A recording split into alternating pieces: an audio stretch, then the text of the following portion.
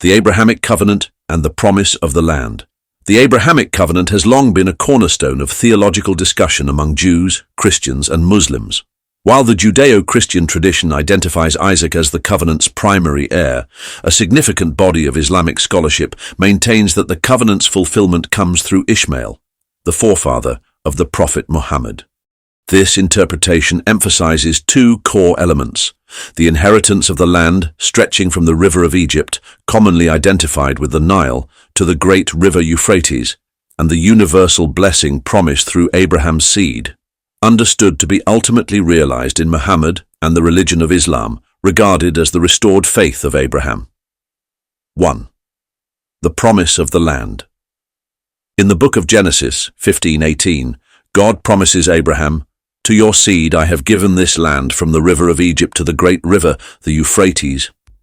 Islamic scholars who hold the Ishmaelite fulfillment view interpret this promise as pertaining to Ishmael's descendants, not Isaac's. They point out that Ishmael, as Abraham's firstborn, was blessed by God, Genesis 17:20, to become a great nation.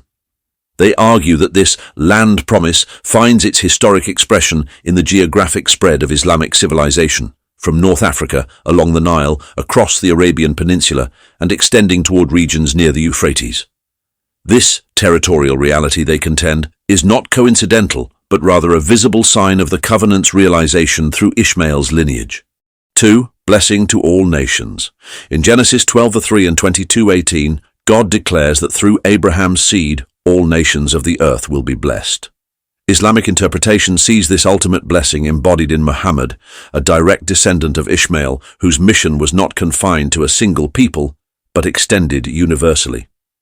The Quran echoes this in Surah Al-Anbiya, verse 107. "And we have not sent you, O Muhammad, except as a mercy to all beings."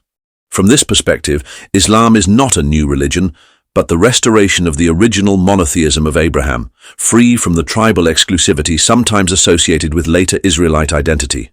The faith's global spread, moral code, and unifying message are seen as the fulfillment of God's promise of universal blessing. 3. The sacrifice of Ishmael. The question of which son Abraham was commanded to sacrifice lies at the heart of this theological divergence.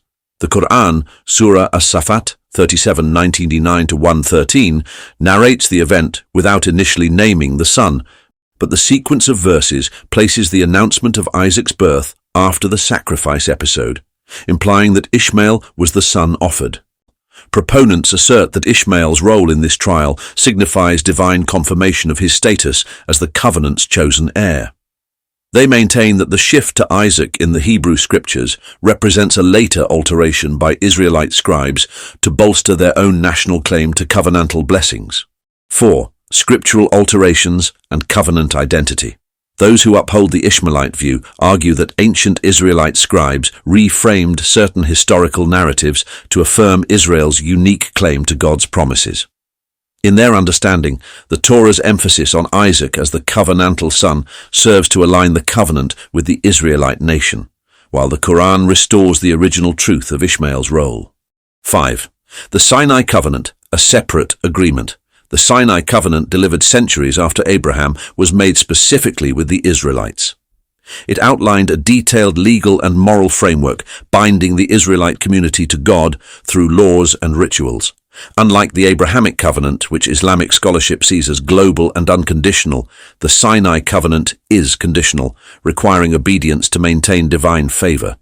This distinction reinforces the view that the land and universal blessing promises belong not to the Sinai covenant, but to the Abrahamic covenant, and therefore, according to this interpretation, to the descendants of Ishmael. Conclusion. Within this interpretive framework, the followers of Muhammad are seen as the true inheritors of Abraham's covenant, heirs to the divine promise of the land from the Nile to the Euphrates, and the bearers of the universal blessing foretold millennia ago. Islam, as the restored religion of Abraham, reaffirms the original monotheism, the inclusive message to all nations, and the geographic destiny that was set forth in God's ancient promise. Far from being a mere theological debate, this understanding shapes how millions perceive history, identity, and divine purpose, viewing the spread of Islam not as a historical accident, but as the direct unfolding of God's covenant with Abraham through Ishmael.